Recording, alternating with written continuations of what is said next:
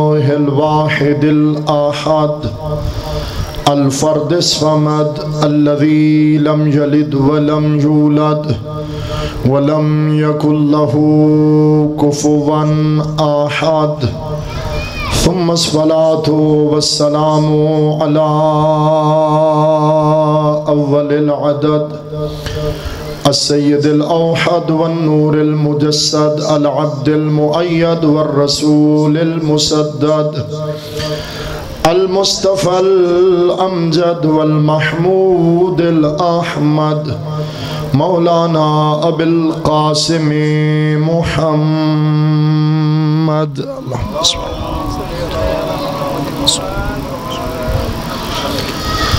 وعلى آله الطيبين الطاهرين المعصومين الذين أذهب الله عنهم الرجس وطهرهم تطهيرا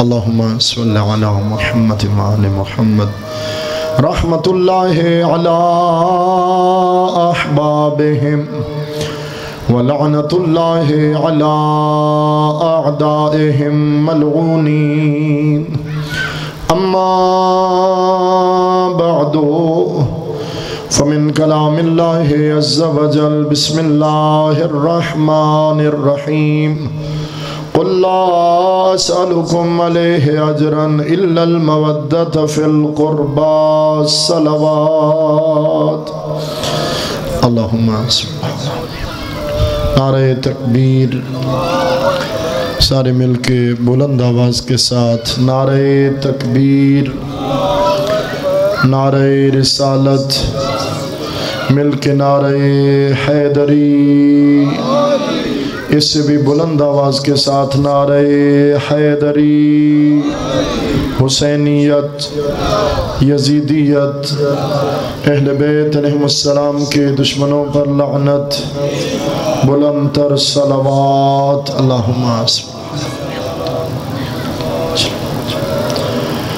احباب گرامی مادر امیر المؤمنین جناب فاطمہ بنت اسد سلام اللہ علیہا اپنے شکم اطہر کو کعبہ سے مس کر کے پہلے اپنے ایمان کا اعلان کر رہی تھیں توجہ ہے آپ کی پھر دعا اس انداز میں مانگ رہی تھیں کہ بتا رہی تھیں دعا مانگی کس سے جاتی ہے وسیلہ کس کو بنایا جاتا ہے یقیناً ہر دعا کا مرکز ذات پروردگار ہے جو بھی دعا مانگنی ہو اللہ رب کائنات سے مانگو اور وسیلہ ان ہستیوں کو بناؤ جن ہستیوں سے اللہ محبت فرماتا ہے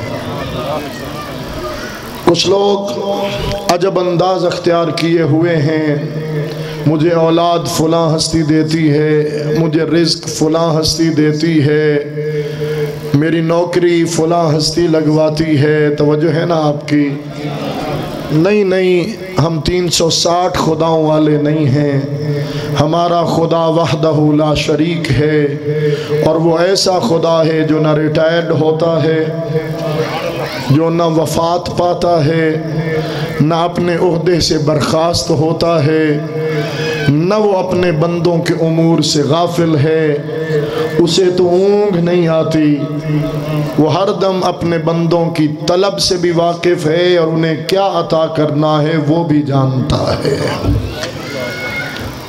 ہم نہ بھی مانگیں تو وہ ہماری طلب کو جانتا ہے یہ تو اس کا احسان ہے کہ اس نے دعا کو بھی عبادت قرار دیا ہے مجھ سے مانگو یہ بھی عبادت ہے ہم وسیلہ بنا کے اس کی بارگاہ میں مانگتے ہیں میرے اللہ ہم گناہگار ہیں ہم خطا کار ہیں ہم سر سے لے کے پاؤں تک گناہوں کی دلدل میں ڈوبے ہوئے ہیں تجھے ان کا واسطہ جنہیں تو نے مقام عصمت سے نوازا ہے ہماری دعاؤں کو پورا فرما اور ان ہستیوں کی عظمت کے پیش نظر اللہ ہماری دعاؤں کو درجہ قبولیت عطا فرماتا ہے وہ ایک شعر کسی نے سریکی میں کہا بڑا پسند آیا کہ جڑا میں مر ونجا میرے منہ تے ملاح خاک کربل دی توجہ فرمائیں گے تو میں پڑھوں گا.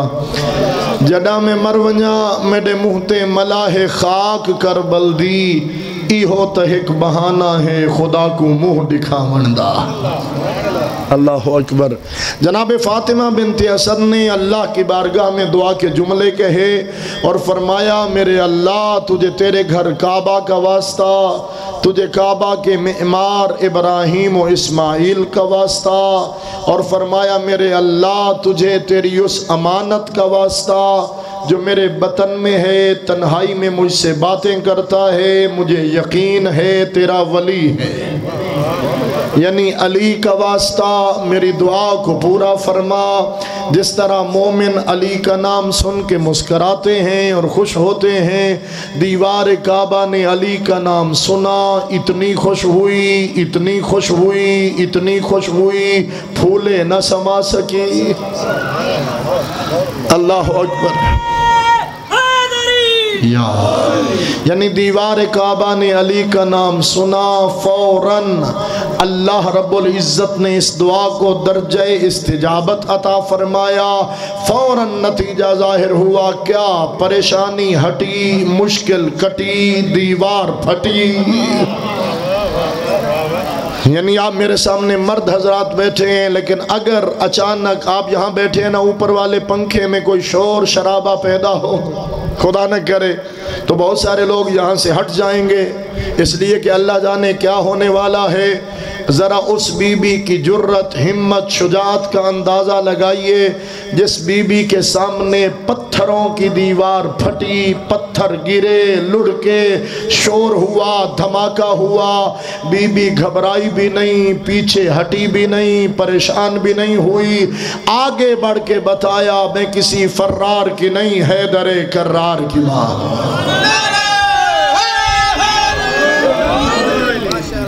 اللہ اکبر. دیوار کعبہ میں جہاں سے در بنا تھا، اور آئیں تو در سے آئیں، اہل بیت چاہیں جدھر سے آئیں، اور گویا دیوار کعبہ نے پھٹ کے یہ بتا دیا ہے در کے لیے یہ ہے در. جو لفظ سننے کے عادی ہیں، ہے در کے لیے یہ ہے در. حیدر کرار کی ماں اندر چلی گئی، دیوار کعبہ آپس میں مل گئی. دیوار تو مل گئی لیکن نشان جہاں سے شک ہوئی تھی وہ نشان آج تک باقی ہے. باوجود مٹانے کی ہزاروں کوششوں کے کسی سے وہ نشان نہیں مٹ سکا. عجب سی ایک کہانی ہے یہ منکر کی اور کعبہ کی. ادھر سے شک نہیں جاتا، ادھر سے شک نہیں جاتا.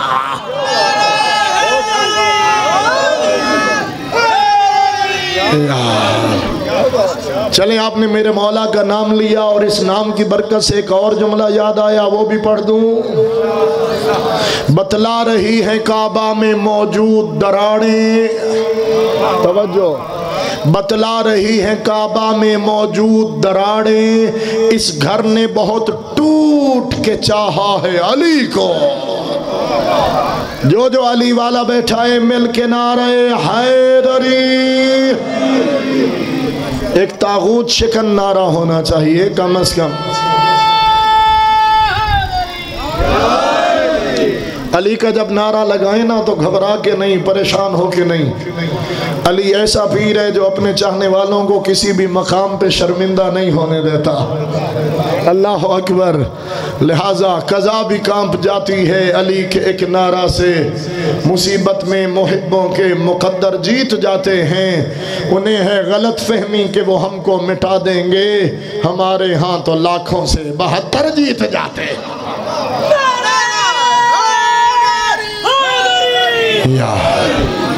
علی کی مادر گرامی اندر چلی گئی، دیوار کعبہ مل گئی. وہ شک کا نشان کہیں، توجہ، شک کا، شک نہیں شک. جہاں سے دیوار شک ہوئی تھی، جہاں سے دیوار ٹوٹی تھی، وہ نشان آج تک باقی ہے. میں کہوں گا اگر کسی کو کوئی نشان کہے، کوئی کہے کہ کعبے کی دیوار میں وہ لکیر آج تک باقی ہے، دنیا ہم سے تعارف پوچھتی ہے، بھائیو آپ کا تعارف کیا ہے؟ ہم بڑے فخریہ انداز میں کہتے ہیں یہ جو کعبے کی دیوار میں لکیر ہے نا، ہم اسی لکیر کے فقیر ہیں۔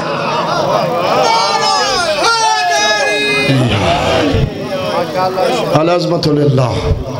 چلی گئیں بی بی کعبے کے اندر، لوگ دوڑے جنہوں نے دعا سنی تھی کہ بی بی اندر گئی ہیں، دیوار مل گئی ہے، تالا کھولتے رہے نہیں کھولا، دروازہ کھولتے رہے نہیں کھولا، مکہ والے اکٹھے ہوتے رہے، پریشان ہوتے رہے۔ میں نے بڑی کتابیں پڑھی، مجھے کسی کتاب میں نہیں ملا کہ محمد مصطفیٰ پریشان ہوئے ہوں یا ابو طالب پریشان ہوئے ہوں۔ جو اپنے گھر میں بیٹھ کر خدا کے منصوبوں سے آگاہ ہو اسے ابو طالب کہتے ہیں۔ اللہ اکبر۔ احباب گرامی، 3 دن تک بی بی خدا کی مہمان رہی۔ بڑے نازک سے جملے عرض کرنے والا ہوں۔ 3 دن تک جناب ابو طالب نے کھانا نہیں پہنچایا، اس لیے کہ جس کے گھر گئی تھیں اس جیسا کریم کوئی نہیں۔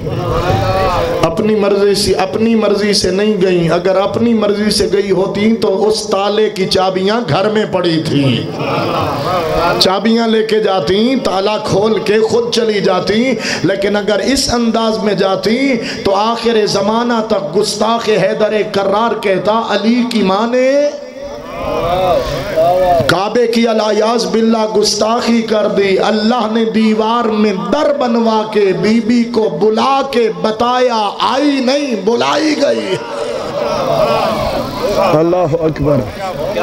خوش نصیب ہو ذکر حسین ابن علی میں حاضر ہو، خوش نصیب ہو۔ میں کہتا ہوں ایک جملہ کہہ کے آگے بڑھ رہا ہوں، دنیا اس ذکر کو محدود کرنے کی کوشش کرتی ہے، کبھی ایف آئی آروں کی دھمکیاں لگا کر،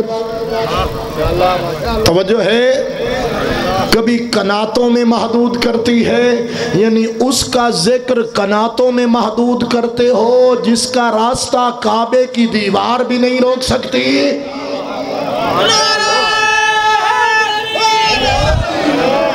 تاریخ تشیع گواہ ہے، جتنا اس ذکر کو دبانے کی کوشش کی گئی اتنا یہ ذکر ابھر کے سامنے آیا۔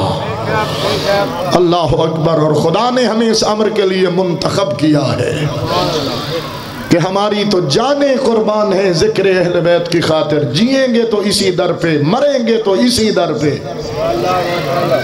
اللہ اکبر۔ جناب سیدہ اندر چلی گئیں، تاریخ نے بالاتفاق لکھا ولد علی فی جوف الکعبہ، علی ولی کی ولادت کعبہ کے عین مرکز میں ہوئی، عین سنٹر میں ہوئی، بالکل کعبہ کے درمیان، یعنی اس زمین کا مرکز مکہ، مکے کا مرکز کعبہ، کعبے کا مرکز حسنین کا بابا۔ کب تک دور بھاگو گے علی سے؟ اللہ اکبر۔ کچھ لوگ خیر عقیدت کی وجہ سے، وہ محبت کا اپنا انداز ہے، وہ کہتے ہیں جمدے نہیں ہیں عمدے ہیں، توجہ ہے نا، یعنی ولادت با سعادت کا انکار کیا جاتا ہے، ظہور پر نور اور ولاد اور نزول اور اس قسم کے الفاظ بولے جاتے ہیں۔ دیکھیے اگر یہ الفاظ اگر آپ ولادت کے مقابلے میں استعمال کر رہے ہیں تو یاد رکھیے، ذمہ داری سے عرض کر رہا ہوں، ولادت آل محمد کی فضیلت کا نام ہے، فضیلت کا انکار نہ کر۔ ولادت آل محمد کی شان میں کمی اور تقصیر نہیں، فضیلت اہل بیت کا نام ہے۔ اپنی ولادت کو نہ دیکھنا، یہ تو سوچ وہ انما یرید اللہ کے مالک ہیں۔ توجہ، ولادت نہ ہو تو کوئی ولد کیسے، ولادت نہ ہو تو کوئی والد کیسے، ولادت نہ ہو تو کوئی والدہ کیسے، ولادت نہ ہو تو کوئی مولود کعبہ کیسے۔ میں کہاں تک دلیلیں دوں، بس ایک جملہ سریکی کا پڑھ کے آگے بڑھوں۔ جتھاں تو جمدے نجس اتنا تڑی نجاست تو جہ پلیتے، جے جایا مائی تو اوہ پلیتے، جے چایا دائی تو اوہ پلیتے۔ جتھاں تو جمدے نجس اتنا پلیت مٹی چاہ کے باہر سٹیں دے رہ دین، جتھاں وہ جمدے نو کعبہ ہوں دے نبی بھی سجدہ کریں دے رہا۔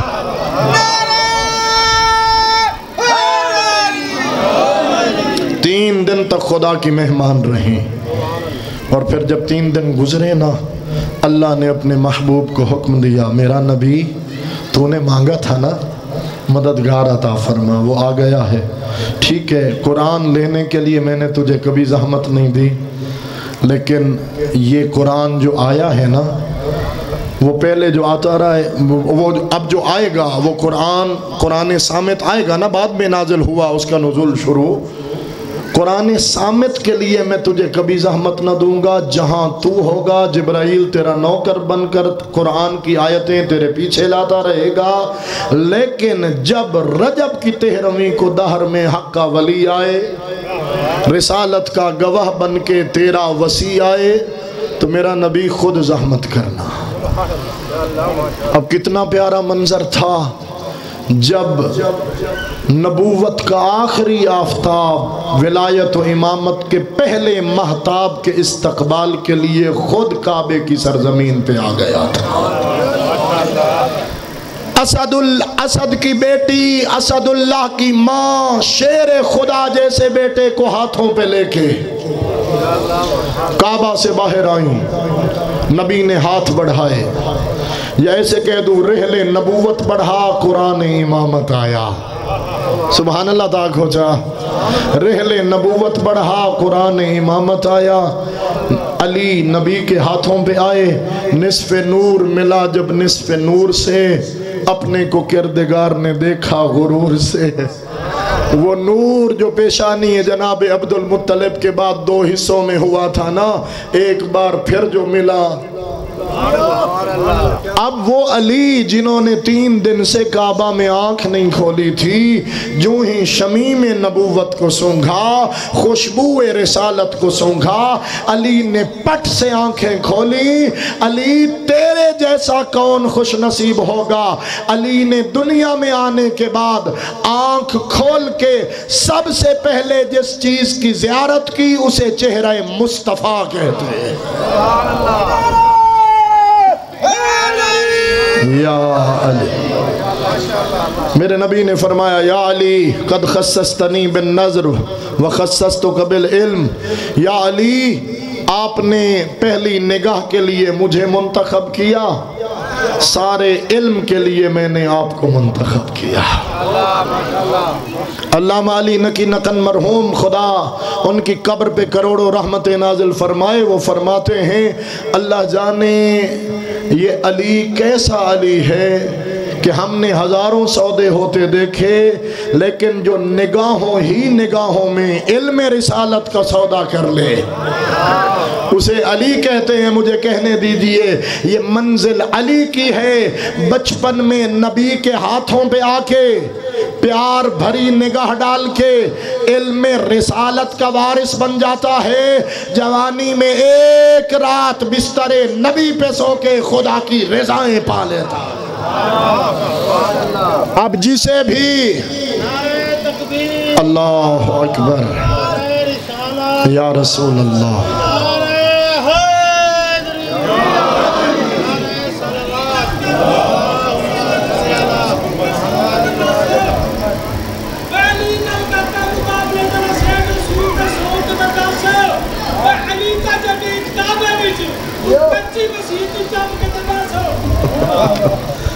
سلامت رہیں۔ اب جسے بھی رضی اللہ بننے کا شوق ہو اسے چاہیے پہلے علی کو راضی کرے، اس لیے کہ علی راضی ہے تو اللہ راضی ہے، اور کسی پہ علی ناراض ہو تو نہ نبی راضی ہے نہ اللہ راضی ہے۔ کیا ہم جو امام بارگاہ میں داخل ہو آتے ہیں، کیا ہمیں ٹکٹ مل جاتا ہے کہ علی ہم پہ راضی ہو گئے، بس ہمیں کچھ کرنے کی ضرورت نہیں، یا ہمیں بھی ہر دم محتاط رہنا ہے کوئی ایسا عمل سرزد نہ ہو کہ علی ناراض ہو جائے؟ اللہ اکبر۔ اس لیے کہ علی میرا محتاج نہیں، میں علی کا محتاج ہوں، اور علی وہ شہنشاہ ہے جسے دھوکہ نہیں دیا جا سکتا۔ علی ایسا پیر نہیں ہے جسے چاولوں کے نیچے بوٹیاں نظر نہ آئیں۔ علی تو تلوار بعد میں چلاتے ہیں، 70 نسلیں پہلے پڑھ لیتے ہیں۔ اگر زبان پہ حیدر کرار کے نام کا نعرہ بلند ہے تو تیرے کردار سے کردار حیدری کی خوشبو آنی چاہیے۔ جس زبان سے تو علی کا نام لے رہا ہے، خیال کرنا کبھی اس زبان کو نجس کپی سے آلودہ نہ کرنا۔ ماشاءاللہ جی ماشاءاللہ۔ کھادی رکھت پیتی رکھ دم حیدر حیدر کیتی رکھ۔ او میرا بھائی، کھانے اور پینے سے پہلے حیدر کرار کا حکم مان۔ ماشاءاللہ ماشاءاللہ جی مولانا صاحب۔ یہ دشمن علی کی سازش تھی، چوکوں پہ بٹھا دیا لوگوں کو، شہراؤں پہ راستوں پہ بٹھا دیا لوگوں کو، انہیں بانٹی شراب، پیو شراب اور کرو علی علی، تاکہ میں لوگوں میں علی کا تعارف اس انداز میں کراؤں، علی ان کا امام ہے، یہ علی کے غلام ہیں۔ آج تو شراب کی کپی منہ سے لگا کر علی کے دشمن کے منصوبے کو مکمل نہ کر۔ علی نشیوں چرسیوں بھنگیوں کا امام نہیں، علی متقیوں کا امام۔ اللہ اکبر، یا رسول اللہ۔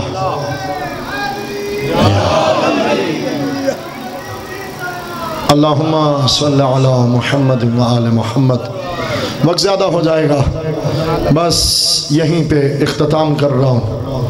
احباب گرامی، شراب نے بڑا دل دکھایا ہے آل محمد کا۔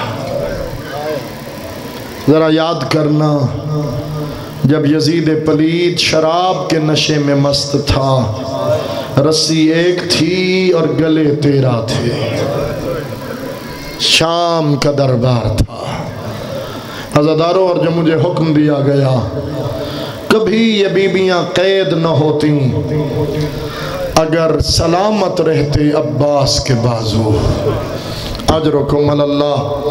وقت قلیل ہے اور مصیبت اتنی بڑی ہے کہ جب بار بار آ کے فرماتے نا، مولا حلی من رخصہ، مولا کیا مجھے بھی اجازت ہے؟ مولا عباس پوچھتے، مولا مجھے بھی اجازت دو مرنے کی۔ فرماتے، غازی تجھے کیسے اجازت دوں؟ انت حامل و لوائی، تو میرے لشکر کا علم بردار ہے۔ جب تک تو باقی ہے میری بہنوں کا برقع باقی ہے، جب تک تو باقی ہے ان پیاسے بچوں کا حوصلہ باقی ہے۔ اجرکم اللہ۔ جو غازی کے مرید بیٹھے ہو، جب پھر پوچھا نا اور میرے مولا نے وہی جواب دیا، انت حامل و لوائی، تو میرے لشکر کا علم بردار ہے۔ مولا عباس نے سر جھکایا، دھیمے لہجے میں بول کے با وفا نے فرمایا، مولا کہاں ہے وہ لشکر جس کا میں علم بردار ہوں؟ جہاں میرا لشکر چلا گیا مولا میرا سینہ تنگ پڑ گیا ہے، جہاں میرا لشکر چلا گیا وہاں مجھے بھی جانے کی اجازت دیجیے۔ عزاداروں، تفصیل کا وقت نہیں رہا، بس اتنا عرض کرتا ہوں کہ اجازت نہ ملی بغیر سکینہ کی سفارش کے۔ جب سکینہ نے اپنی سوکھی ہوئی مشک عباس با وفا کے علم کے ساتھ باندھی، حسین نے مشک کو دیکھا، پیاسی سکینہ کو دیکھا، پھر فرمایا، ہاں غازی اگر جاتے بھی ہو نا، ان پیاسے بچوں کے لیے پانی کا کوئی انتظام کر دو۔ آئے، خیموں میں الوداع کیا۔ علی کی بیٹی نے فرمایا، غازی ایک بار میرے سامنے بیٹھ، آج تجھے وہ بات کرنا چاہتی ہوں جو آج تک نہیں کی۔ جس طرح نمازی تشہد میں بیٹھتا ہے غازی بیٹھے۔ فرمایا، غازی میں چھوٹی سی بچی تھی، اپنے بابا کے سامنے بیٹھی تھی، اچانک میرے سر سے تھوڑی سی چادر ہٹی، میرے بابا علی نے میرے سر کو چومنا شروع کیا اور رونا شروع کیا۔ اجرکم اللہ۔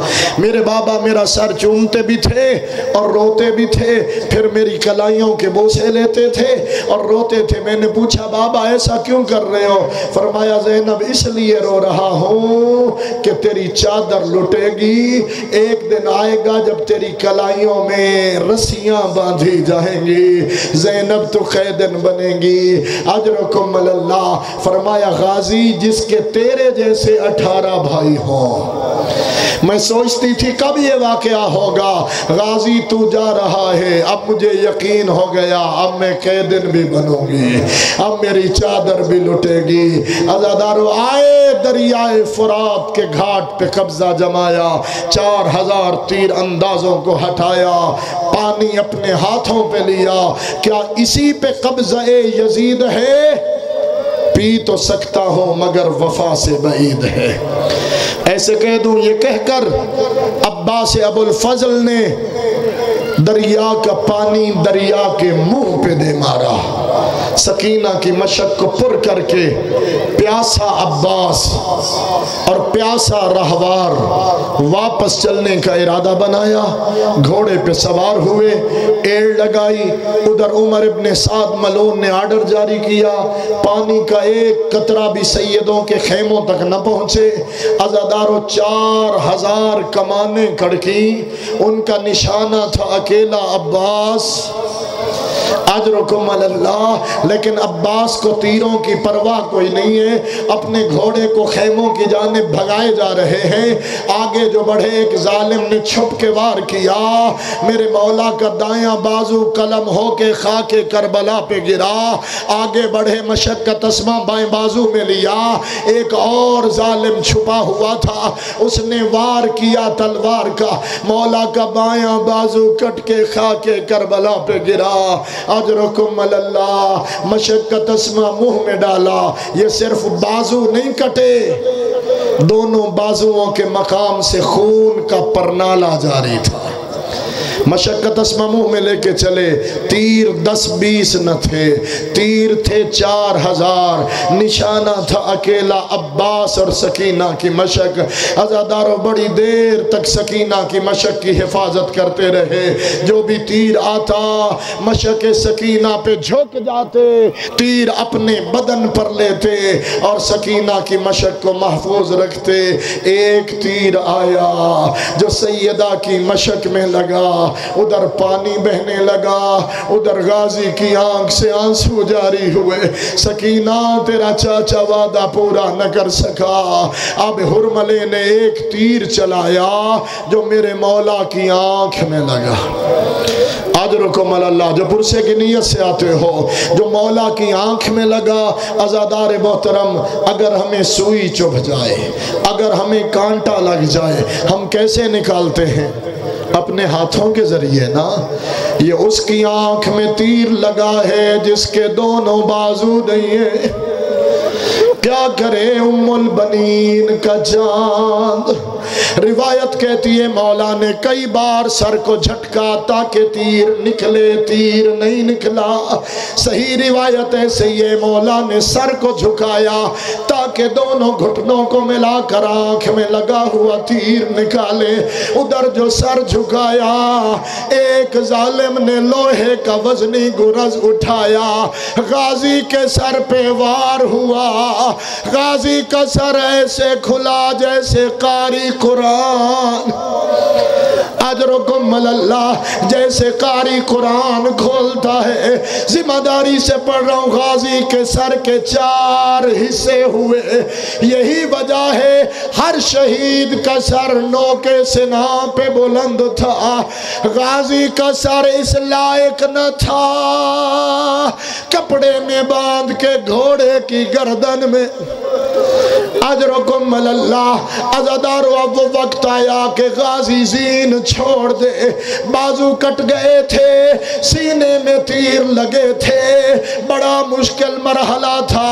مولا ایک وائس کے خواب میں آ کے بیان کرتے تھے، رونے والوں کو یہ کیوں نہیں بتاتا، جب بھی کوئی سوار زین چھوڑے زمین پہ آئے بازوؤں کا سہارا لیتا ہے، میرے بازو کٹ گئے تھے، میرے سینے میں تیر لگے۔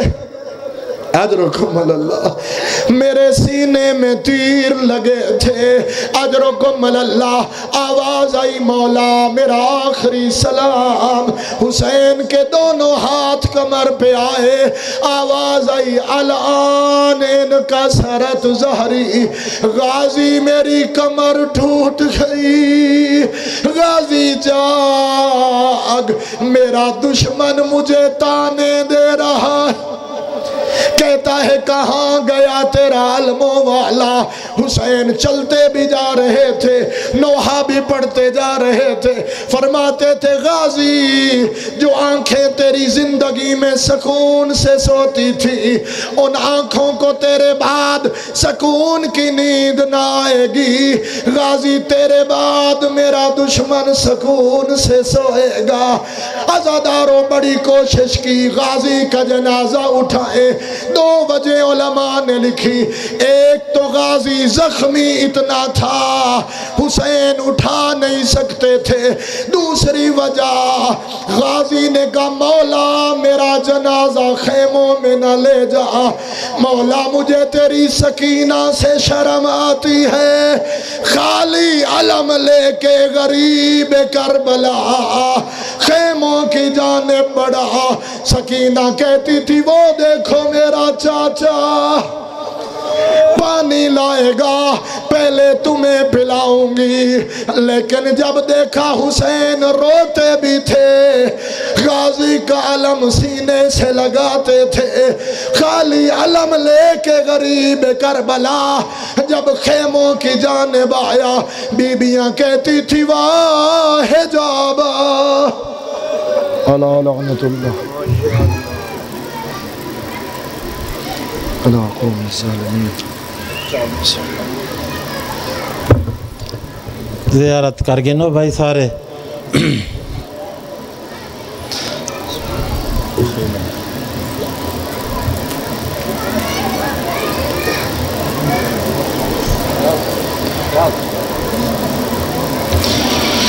ماشاءاللہ بھائی، اللہ تعالیٰ تو کو